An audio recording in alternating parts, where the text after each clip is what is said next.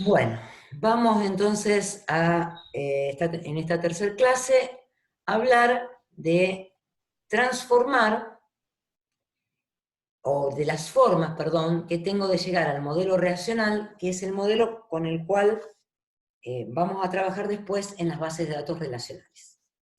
Nosotros venimos trabajando con un modelo conceptual, que era el modelo entidad-relación. Ese modelo conceptual me servía para identificar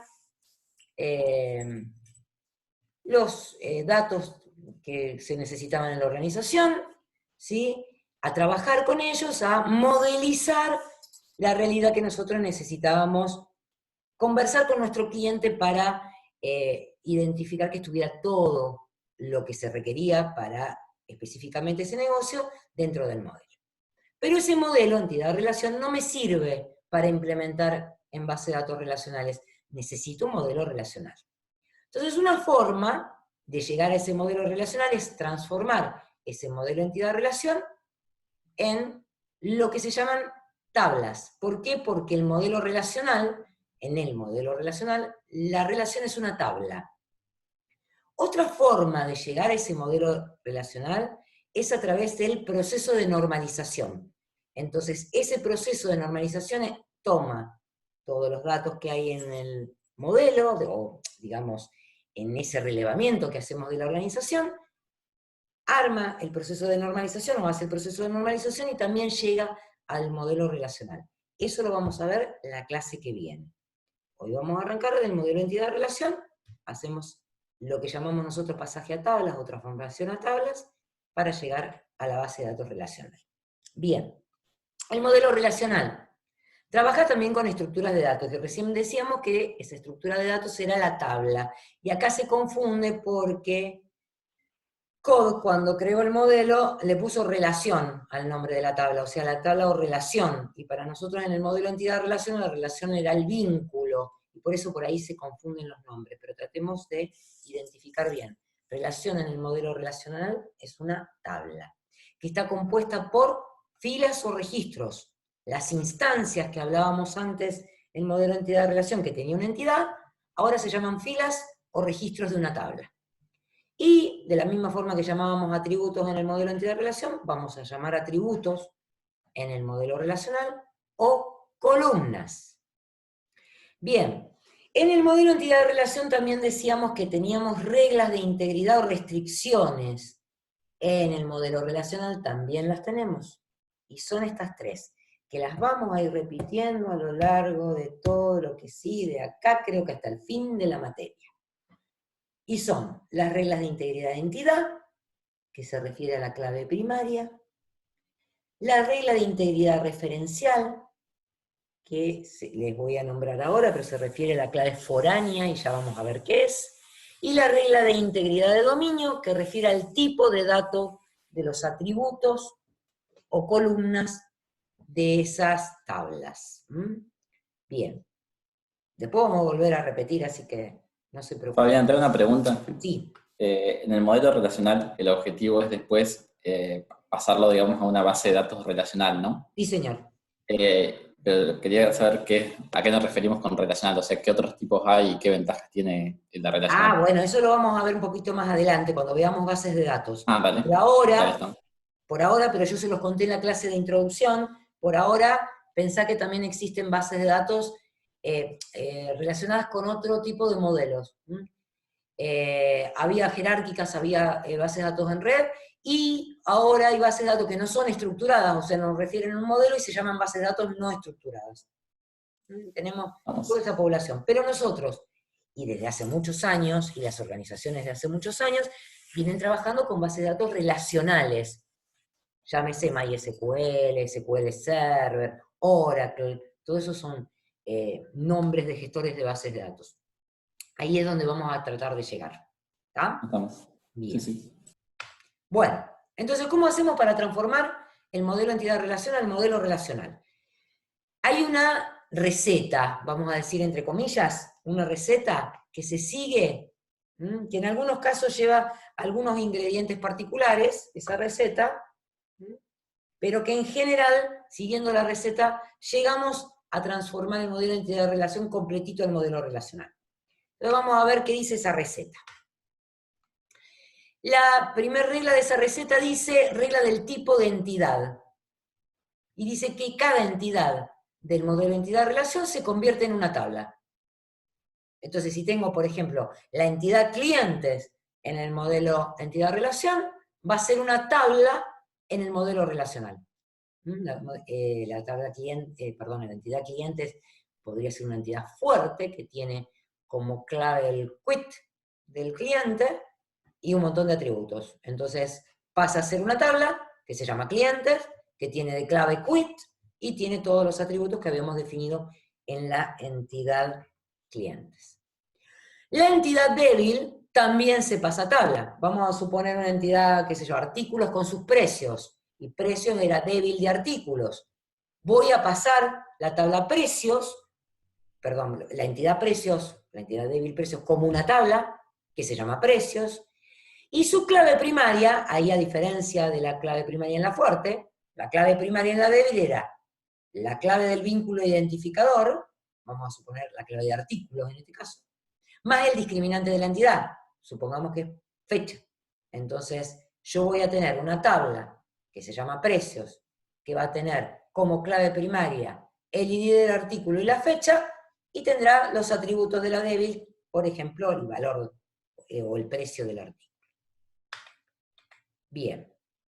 Otra regla es la regla del vínculo binario 1 a n. Y acá es donde aparece el concepto de clave foránea. ¿Está? Dice que cada vínculo 1 a n se convierte en una clave foránea. ¿Qué quiere decir esto? Que yo paso la clave primaria que está del lado n de la relación al lado 1 de la relación. La vuelvo a repetir y digo que es clave foránea. Ahora vamos a ver un ejemplo para que se vea mejor. Vamos a suponer este ejemplo. Según la regla del tipo de entidad, ¿cuántas tablas tendría en mi modelo relacional? A ver. 3. 3, perfecto. ¿Cómo se llamarían? Categorías cliente y zona. Categorías, clientes y zonas, perfecto. Si tengo que decir qué atributos tiene categorías, ¿me dicen? Código de categoría. Código de categoría, ¿y qué más? Descripción de categoría. Descripción de categoría, perfecto. En zonas, Código de zona y descripción de zona. código de zona y descripción de zona, perfecto. ¿Y en clientes? Y bueno, todas están ahí. Todas. Sí. Todos los que están ahí. Dirección, teléfono, fecha de inicio. No escuché los últimos. No escuché. Perdón, te repito todas. Quit de cliente, razón social, dirección, teléfono, fecha de inicio, actividades, cantidad de años de actividades y cantidad de solicitudes. Bien. ¿Se dieron cuenta que el compañero acá tomó decisiones? ¿Qué decisiones tomó?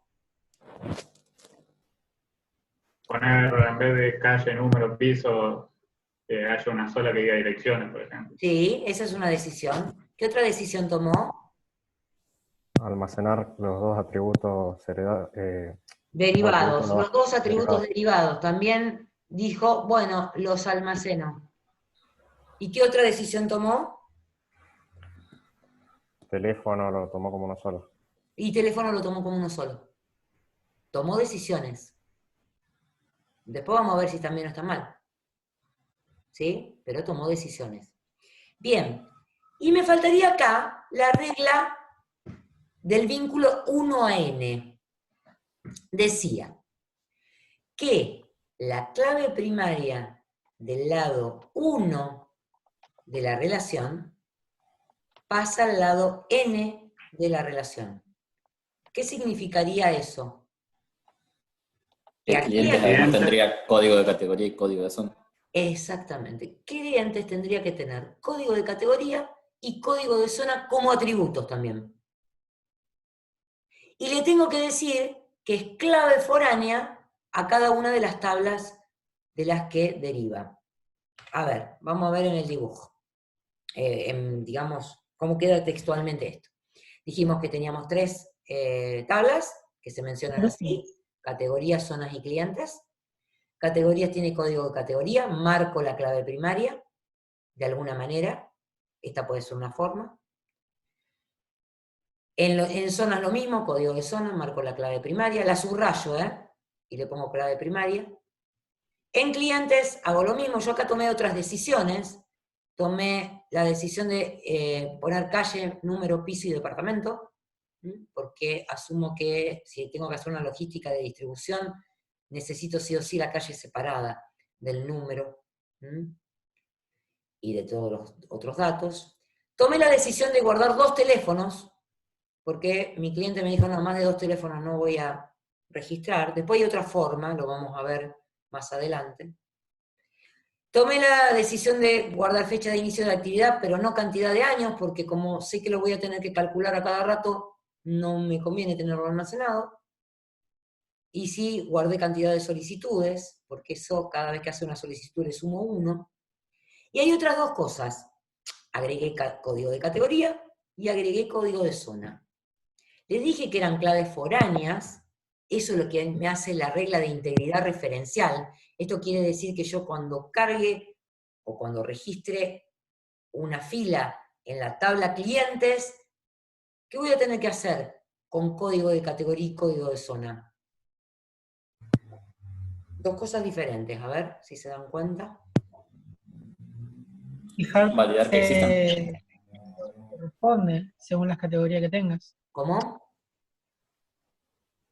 Buscar las los códigos de foráneas. categoría. Una sola que Hay que ¿La validar pregunta? que existan.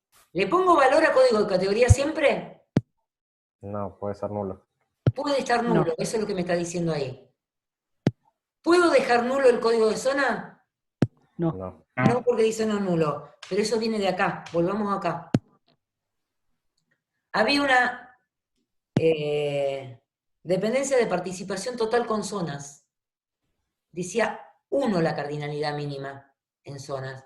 Esto quiere decir que cuando estoy cargando un cliente, cuando estoy registrando un cliente, no puedo dejar el atributo código de zona vacío, que viene de acá. Por eso yo le puse not null, no porque se me ocurrió, porque viene del modelo anterior, esa identificación. Y en el caso de categorías, sí puedo admitir valores nulos. ¿Por qué? ¿Cuál es la cardinalidad mínima a categorías? 0. 0. Por eso puedo dejarlo en nulo. Pero se lo indico en este modelo, porque si no, no lo sabe. ¿Me siguieron hasta acá? ¿Sí? Bien, vamos a hacer un montón de ejercicios sobre esto, así que lo vamos a seguir repasando, pero mientras quede claro hasta ahora, vamos bien. Bien, tengo otra regla, que es la del vínculo N a M.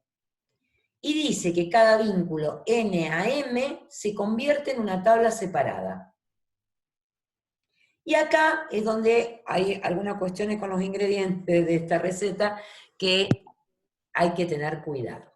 Dice, yo tengo una tabla, ¿sí? Hay una regla que es la regla de entidad. Todas las tablas tienen que tener una clave primaria. ¿Sí? Hasta ahora, vieron que siempre las entidades conformaban una clave primaria. Si veníamos de una entidad fuerte, era la clave de la entidad fuerte. Si veníamos de una débil, era la clave de la entidad fuerte más el discriminante de la débil, la que conformaba la clave primaria de la tabla. Hasta ahora todas las tablas tenían clave primaria y las van a seguir teniendo por la regla de entidad. Necesito una clave primaria. Ahora, si un vínculo lo convierto en una tabla, ¿cómo conformo la clave primaria de esa tabla?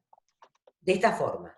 Si no hay atributos en el vínculo, la clave primaria es la combinación de las claves primarias de las entidades que participan en el vínculo y que se convierten en claves foráneas a esas tablas. Si el vínculo posee atributos descriptivos, ahí no podemos hacer eso. Ahí voy a tener que hacer análisis de dependencias funcionales, que es el mismo proceso que hago en el proceso de normalización, que lo vamos a ver después. Ahora vamos a jugar un poquito con los atributos nada más, pero después les voy a explicar exactamente lo que hay que hacer cuando veamos el otro modelo, o la otra forma de llegar al modelo relacional. Bien, acá tenemos un vínculo NAM, vendedores zonas. ¿Sí? Bien, yo voy a dar una regla para este vínculo y voy a decir que un vendedor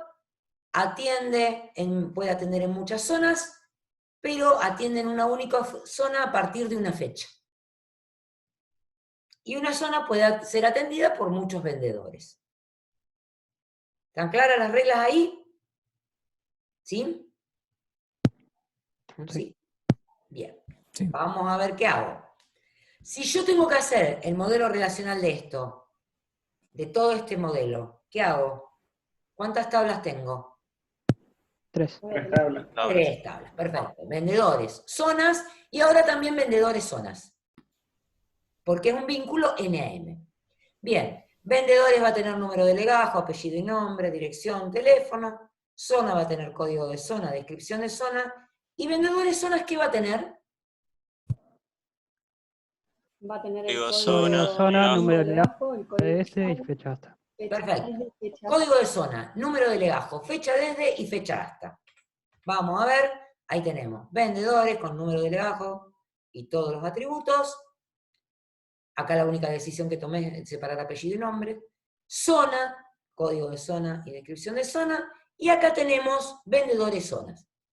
Que yo, acá, no arbitrariamente, por una razón, tomé que para conformar la clave primaria de la tabla vendedores zonas, voy a utilizar el número de legajo, el código de la zona y la fecha de. Las claves foráneas siempre las marco. Acá no es necesario que yo le marque null o not null. ¿Por qué? Sí o sí van a ser not null. Porque estoy en la que edad de si los por qué. existe un vendedor que tiene una zona, va a existir el vendedor zona. No, porque son claves primarias de las clases. porque son atributos que conforman la clave primaria de esta tabla. Y ningún atributo que conforma la clave primaria puede admitir valores nulos. Entonces no hace falta que yo le ponga que es nulo o no nulo, porque siempre van a ser. Aparte de la existencia de la tabla es que esté la relación, si no, no existiría la tabla. Bien. No podría haber un cliente un vendedor sin zona en esa tabla. No, pero no es el caso acá, ¿eh? Acá no le pongo nulo, no nulo porque conforman la clave primaria. Después vamos a ver algunas vueltitas de todo esto. A ver, yo necesito una clave primaria porque me identifica unívocamente una instancia de la entidad, ¿sí? Si yo hubiera decidido que esta clave primaria es solamente el número de legajo, ¿qué pasaría?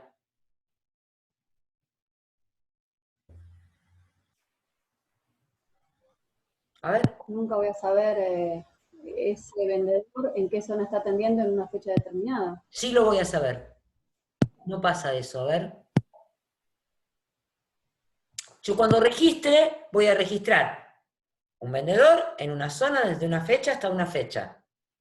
¿Voy a poder registrar a ese vendedor cuando cambie de zona? No. No. Porque el legajo, si lo tomo solamente ese atributo como clave de esta tabla, me va a permitir un solo registro, porque identifica la clave primaria unívocamente a un solo registro. Entonces, con el número de legajo solo, es un solo registro. ¿Estamos? Ahora, si tomo número de legajo y código de zona, ¿puedo identificar? Sí, pero no vas a poder volver a registrar otro igual. No voy a poder registrar un cambio. A ver, si ese vendedor se va a otra zona y después vuelve a la misma zona en la que estaba, ese cambio no lo voy a poder registrar. Por eso necesito la fecha desde también. Bueno, todo eso que estuvimos haciendo se llama análisis de dependencias funcionales. Lo vamos a repetir después. ¿Está? Por ahora nos quedamos hasta acá. Tenemos las relaciones recursivas también, que funcionan como los vínculos, como las reglas del vínculo 1 a n y n a m. Por ejemplo, en este recursivo hay una regla 1 a n. Pero ¿qué pasa? Las tablas que vinculan la misma tabla vendedores. Entonces, cuando yo lo pase a la tabla, voy a pasar número de legajo, apellido, nombre, dirección, teléfono, pero la misma tabla se tiene que traer la clave foránea. Entonces voy a tener que repetir el atributo de la clave de la tabla. No puedo poner el mismo nombre porque está en la misma tabla, le cambio el nombre y pongo en este, por ejemplo, número de legajo responsable. Entonces le voy a decir que clave foránea vendedores, que es la misma tabla, ¿sí? El atributo se llama número de legajo, y puede admitir valores nulos por el 0 que estaba en 0 a 1 acá. ¿Se entiende este vínculo recursivo? Sí. ¿Sí? ¿Por qué puede admitir valores nulos? ¿Cuál sería? El Porque no vendedor tiene- que no va a La tener... cardinalidad mínima es 0. Está bien, pero ¿cuál va a Vendedor sin ser? responsable. Porque va a llegar a algún punto en donde alguien no tiene un responsable encima. Exactamente, el jefe de todos no tiene un responsable encima. ¿Está bien? El jefe máximo. Bien. Estamos hasta acá y acá le pongo si es nulo o no null porque no conforma la clave primaria. Regla del vínculo recursivo NAM, como el NAM anterior. Por ejemplo, tengo artículos que son componentes de otros artículos o que componen muchos artículos. Paso artículos, como código de artículo, descripción de artículo y presentación, y paso el vínculo componentes, y las tablas que vincula son la misma artículo. Entonces, vuelvo a tener que repetir la clave primaria de la tabla artículos, pero no la puedo llamar igual porque ya tengo código de artículo allí. Entonces le pongo código artículo componente. En un vínculo NAM que no tenía atributos, ¿se acuerdan qué hacía? Las dos conformaban clave primaria. No necesito ponerle null, no null, porque están dentro de la clave primaria. ¿Se comprende?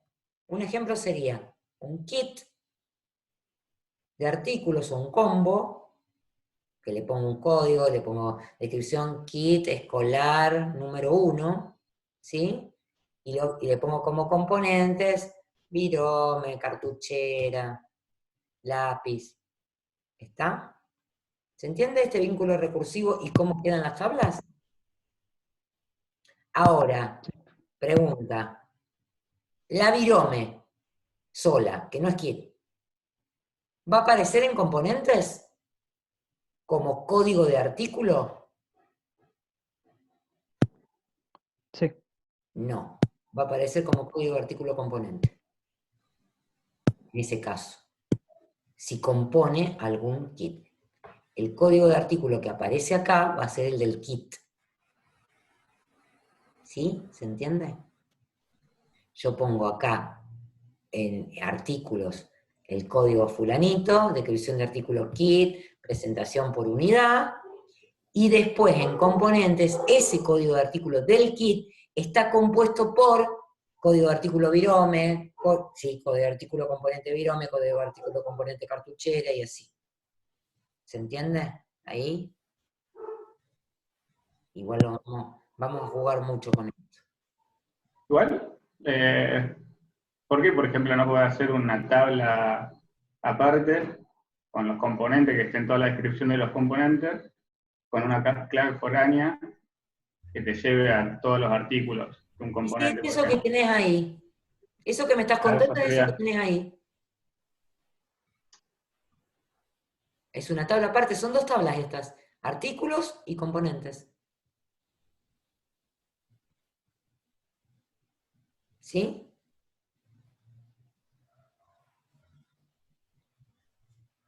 A ver que están chateando y yo no lo veo al chat. No. No, pero no puso nada. Lo que me parece que él quería decir es, vos querías tener una descripción, digamos, en los componentes? Lo que yo no entiendo ahí es, por ejemplo, si vos tenés un componente y vos ponés, no sé, el código de artículo de componente es 5, ¿cómo podés ver Te vas cada a uno de los artículo, artículos que tiene? por eso, a ver, vamos a suponer que el 5 es el kit.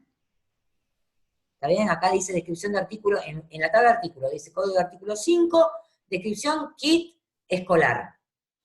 ¿Está bien? Bien. Ahora vamos a suponer que ese kit escolar está compuesto por el código de artículo 1, 2 y 3. Entonces yo voy acá con el 5 y voy a encontrar 5.1, 5.2 y 5.3 en esta tabla. Quiero saber de qué significa eso. Me voy. El 1, me voy a la tabla de artículos, es la virome. El 2, me voy a la tabla de artículos, es la cartuchera. El 3, me voy a la tabla de artículos y es un lápiz. ¿Se entiende? Navego. Bueno, pero después lo vamos a ver más con ejemplos en la base de datos. Igualmente, si tenemos un ratito, después les hago un dibujo, para que quede más claro. Bien. Con los vínculos mayores a 2, o sea, las ternarias y que combinen más tablas, se hace lo mismo que con los vínculos NAM. Y el análisis se hace, según la narrativa, con las dependencias funcionales para determinar la clave primaria. Bien, por ejemplo, si yo tengo clientes que solicitan artículos y en esa solicitud participa un vendedor, ¿cuántas tablas tengo?